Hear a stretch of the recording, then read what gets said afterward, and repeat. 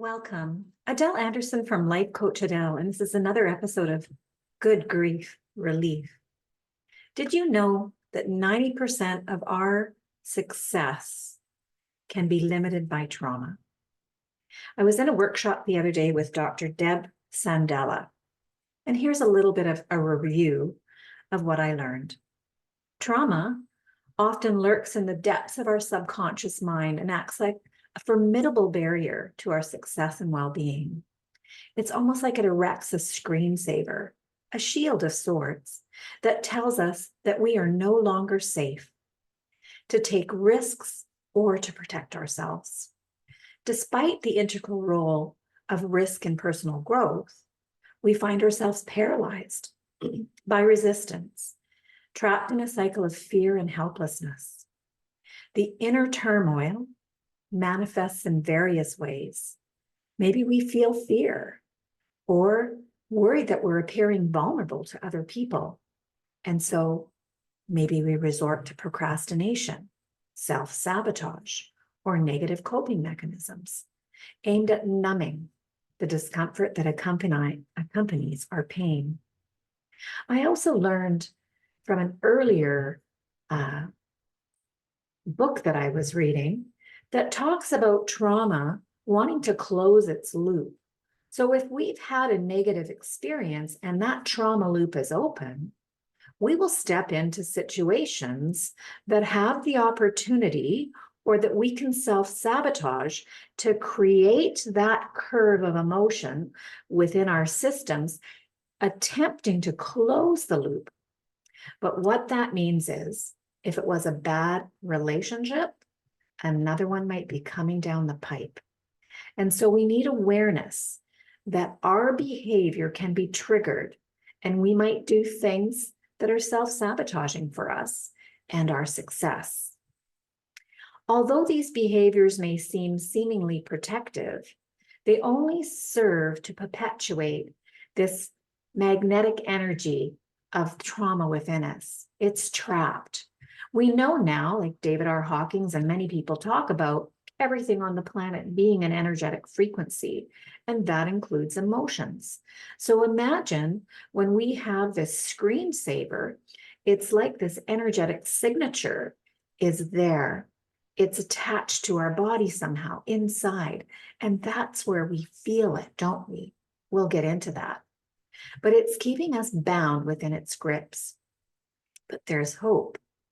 By implementing some therapeutic principles, we can begin to dismantle the barriers that grief and trauma has erected and pave the way for healing and transformation. So the number one rule is to calm ourselves, and this calms our brain.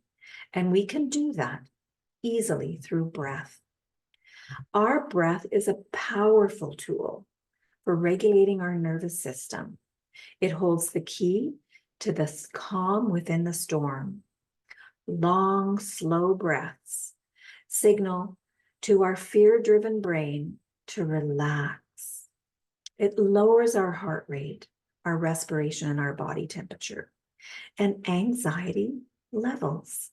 Through conscious breathing, we can anchor ourselves in the present moment, cultivating a sense of peace and stability amidst the chaos in our life. And I always say, if here I am feeling anxious, as I'm breathing, I'm grounding myself through the awareness. So I'm sitting on a yoga ball and I can feel it moving as I move. I can feel the weight of my butt on the ball and how my legs curve around the ball, sits on the back of my legs. And then my feet are on the floor inside of slippers. I can feel the difference of temperature where my skin is exposed versus it's covered with clothing. I can feel the glasses on the rim of my nose, and I can feel the hair on the side of my face. I can feel my voice coming through my chest and out my throat. But I can also notice as I draw the air in through my nose what that feels like. You know, my nose expands a little bit. I feel it drop down my throat. My chest cavity expands and relax. And maybe I feel my stomach expand and contract as well. And so there is many things. I can tune into my breath. I can actually hear myself breathe. I might be able to taste whatever I ate for breakfast. I can still taste my avocado. And maybe there's an odor in the air. Mine has a little bit of the fireplace, that smell of burning wood. So ground yourself. And this is the technique, grounding ourselves in breath that's rooted to mindfulness, this sensory awareness. And it enables us to reconnect to the present moment and anchor ourselves in reality right now. By paying attention to the sensations in your body, what we see, hear, smell, taste, feel kinesthetically, we shift ourselves away from the focus of what the turmoil of our emotions may be and into a realm of the here and now. And this is where we have control. It's powerful. The shift activates the neocortex, our rational, reasonable, thoughtful brain, the brain of problem solvings, and allows us to gain perspective and distance from these overwhelming feelings. The science behind us is the process of identification, naming our emotions, naming our functions of what we're doing, resides in the neocortex. This is the brain where we learned how to say nose, mouth, ear. When we find ourselves caught up in the throes of intense emotions, where we're operating in our middle brain, with instinct and survival mechanisms reign supreme, we learn to shift our attention forward into our frontal brain, creating a cognitive separation from our emotional experiences. And this is empowering us to navigate with greater clarity and resilience. But I encourage you to acknowledge your feelings.